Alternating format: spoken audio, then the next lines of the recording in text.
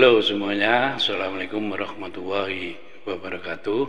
Kali ini saya akan menghadirkan video pembelajaran tentang penyusutan arsip. Nah, dalam konteks ini saya akan mencoba bagaimana secara konseptual itu kemudian diaplikasikan di Indonesia. Itu seperti apa?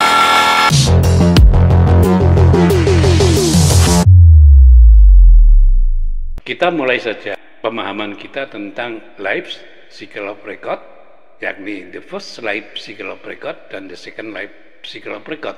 Mengapa kita harus memahami itu? Karena di dalam konteks penyusutan di central file dan record center ini mengkaitkan antara the first life cycle of record dengan the second life cycle of record. Oke, ini the life cycle of record. Yang sebelah kiri ini the first life cycle of record, sebelah kanan ini the second life cycle of record. Perbedaannya apa? Kalau ini mengelola arsip dinamis, ya, baik aktif maupun inaktif.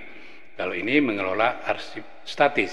Jadi di dalam konteks penyusutan arsip, baik itu di central file maupun di record center, selalu ada interrelasi antara the first life cycle of record dan the second life cycle of record.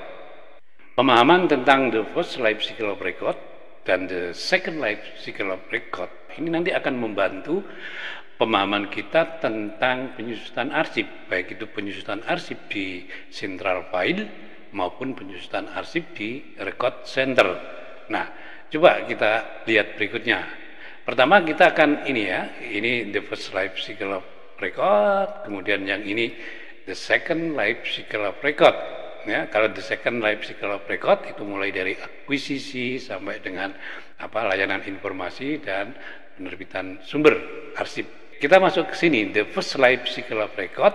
Ya, the first life cycle of record itu mulai dari penciptaan, kemudian distribusi internal maupun eksternal, kemudian penggunaan, ya, baik itu untuk pengambilan keputusan dan pertanggungjawaban dan lain-lain, kemudian perawatan, pemberkasan, filing, ya, kemudian ada yang saya beri tanda merah ini transfer. Nah, disinilah nanti penyusutan itu terjadi di central file. Nah, yang kelima disposal, ini penyusutan record center nanti. Di sini juga nanti terjadi penyusutan. Coba kita lihat berikutnya. Jadi the first life cycle of record ini kita pecah-pecah. Nah, yang di sini ini, yang wilayah ini secara konseptual, ya, itu disebut central file. Ini ya, di wilayah sini ini disebut central file. Nah, yang di wilayah sini ini sudah saya pisahkan. Ini disebut record center.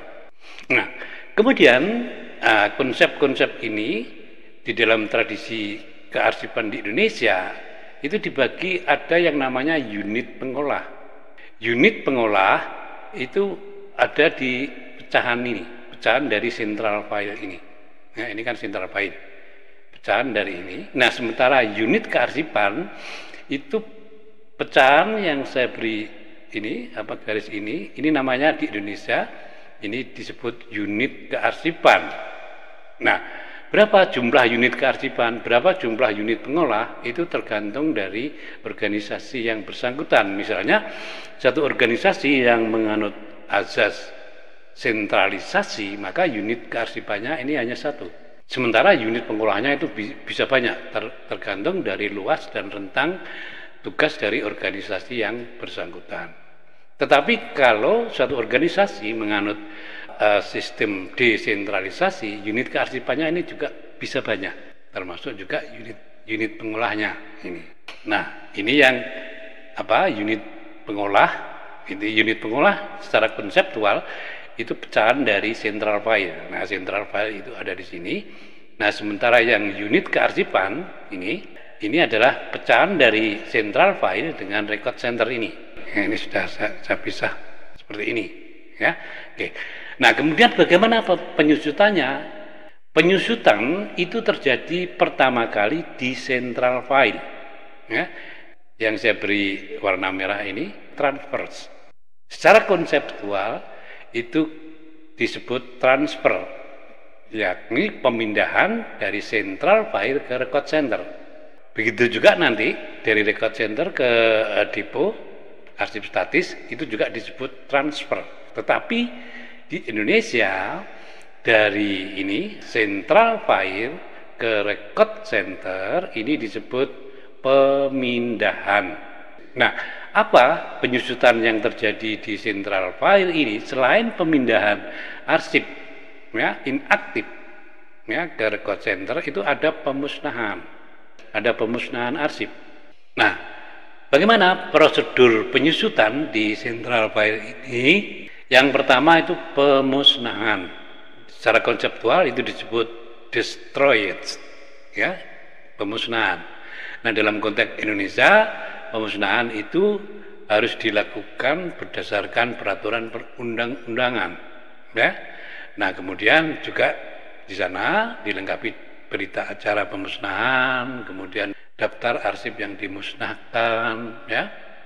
Nah, sebelumnya dibentuk panitia penyusutan arsip di instansi masing-masing untuk konteks penyusutan di central file ini. Nah, kemudian yang arsip inaktif itu dipindahkan dari ini central file ke record center ini. Penyusutan arsip di central file itu pemusnahan dan pemindahan arsip inaktif ke record center. Nah, secara konseptual pemindahan itu disebut transfer, pemusnahan itu disebut destroyers. Begitu juga nanti arsip inaktif menjadi arsip statis itu juga disebut transfer. Nah, di Indonesia itu disebut apa? Coba kita lihat.